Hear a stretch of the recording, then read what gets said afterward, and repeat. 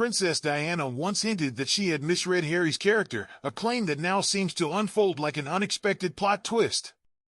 Instead of soaking in the glow of his Montecito luxury, he took on a mission to spotlight every crack in the old royal facade. It was as if he carried a secret, heavy burden reminiscent of his father's own struggles with self-doubt. And just when you thought the story was simple, the layers began to peel away, leaving you eager to know more. Once celebrated as the charming prankster of the royal circle, Harry's light-hearted reputation was upended after his dramatic exit. His once carefree smile and mischievous wink gradually gave way to a more serious, almost defiant, persona. The image of the Joker slowly dimmed, replaced by a man whose laughter now seemed to hide a storm of unresolved emotions. What really led to this change? The answer left many wondering about the true cost of a life lived in the spotlight. Known for the freedom he enjoyed, granted by the fact that he wasn't destined for the crown, Harry often delighted in playful antics. He was the one who cheekily stuck out his tongue in snapshots, a playful rebel in a world of rigid tradition. He even led the quirky custom of swapping humorous gifts during family gatherings. But as time passed, the carefree nature he once embodied seemed to fade, leaving an echo of what might have been.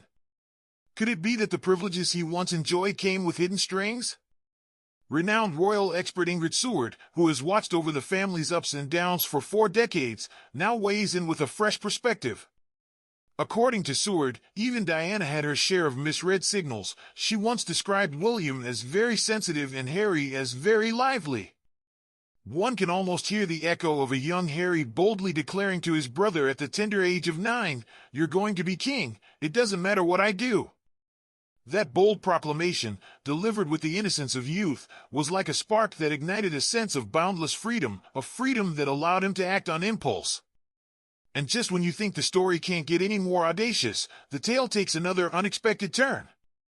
In one striking moment of irreverent humor, young Harry reportedly once presented the late Queen with a shower cap boldly stating, "Ain't life a b********** during a light-hearted gift exchange. It was a moment that encapsulated his flair for mixing humor with mischief. However, the narrative shifted drastically when, after marrying Meghan and moving to America, he chose not to settle into a life of comfort and privilege. Instead, he embarked on a crusade to expose what he saw as the shortcomings of the monarchy. Gone was the carefree jester, in his place emerged a figure whose tone grew heavy with a self-pity that echoed his father's darker days. What might have pushed him over this threshold? The shift in Harry's behavior has led many to wonder if the seeds of self-pity were planted long ago or if they sprouted only after his mother's tragic passing. As a child, he was cherished by Diana, lovingly called her little baby, yet he always seemed to wrestle with the immense shadow cast by his older brother William, who was seen as more academically adept and naturally destined for greatness. Losing his mother at just 12 and having to grieve under the relentless gaze of the public, Harry's early years were marked by a silent inner turmoil. He later admitted that he had bottled up his emotions, his energy bouncing off the walls as the echoes of his pain eventually faded into a numb resignation. How could such a burden shape a person's entire life? In her latest work, Seward reveals that Harry struggled to find the right words when the stakes were high. His serious messages often got lost in the familiar echo of his past jests, a problem that had troubled him from his very first days with the Queen. This difficulty in speaking up may explain why he felt the desperate need to spill his family's secrets during that explosive interview with a famous talk show host. In that high-stakes moment, bombshells were dropped, Meghan had been left to fend without royal guidance, and their security had been taken away without fair cause. Harry admitted feeling trapped in a maze with no exit, a sentiment he claimed his brother and even his father shared. The impact of these revelations left many on the edge of their seats, hungry for the next twist in this real-life drama. Male columnist Robert Hardman described that interview as the most jaw-dropping moment of family secrets since a legendary talk show with Diana herself back in the mid-90s. After the revelations, cousins Beatrice and Eugenie stepped forward to voice their sympathy, remarking that Harry's true thoughts had never been given room to breathe in the family's rigid hierarchy. They recalled how his playful role often earned eye rolls when he dared to speak on weighty matters.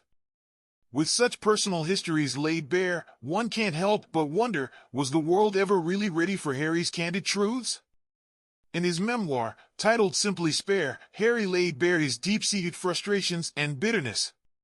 He described himself as the backup plan, a shadow cast to support his brother, always there as a contingency in case things went wrong.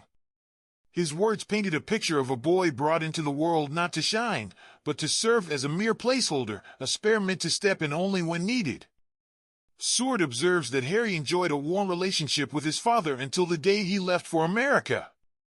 Once across the ocean, he seemed to unlock a hidden side, using his status as the extra piece in the royal puzzle to attract attention by criticizing his family. In a twist of fate, his loud proclamations turned him into a lightning rod for both sympathy and criticism. Even with the weight of such revelations pressing down on him, there have been moments where Harry has tried to channel his old humor. In 2022, for instance, he surprised everyone by donning a Spider-Man costume in a video aimed at cheering up military children during the holiday season. In that playful clip, he momentarily unmasked himself to flash a warm, genuine smile as he wished the kids a Merry Christmas. At the king's coronation, he was seen laughing and teasing with his cousins, even miming a joke about Eugenie's baby bump to spark laughter. And who could forget that 2023 interview on a popular late-night show, where he quipped about an extra chair being a spare, and even let a mild expletive slip when talking about missing gear on a North Pole expedition? These moments hinted at a glimmer of the old Harry, yet left audiences questioning, was the laughter just a mask for deeper scars? Some say that the crown of the family joker might now belong to others, Charles or even a well-known sportsman turned royal insider, both known for lightening up stiff royal moments with a well-timed jest. Charles, with his fondness for quirky ties, appears to have taken over many of the humorous traditions, even making a cameo on a beloved soap opera to showcase his playful side. Over the years, however, Harry has openly clashed with what he sees as the old guard's strict no-contact rule, a rule he claims has left him feeling isolated. Yet, as Penny Junor noted in her 1998 book, the man behind the public persona can be entirely different from the one seen in private moments.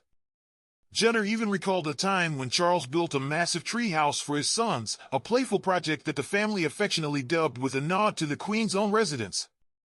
And then there's Mike Tyndall, whose history of offbeat humor, like the time he famously ripped his trousers during a dance in front of his mother-in-law, adds another twist to the family comedy.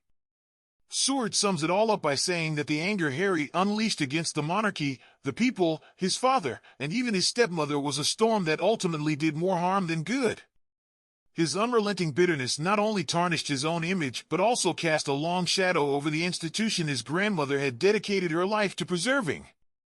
Despite the deep affection she held for him, the late queen found herself caught in an impossible bind, torn between love and loyalty to a tradition she could not fully embrace. Could it be that the freedom of being the spare granted him both the power to entertain and the curse of constant scrutiny? In the end, while being the extra may have allowed Harry a certain leeway to be himself, his unfiltered outbursts and raw admissions have cost him dearly.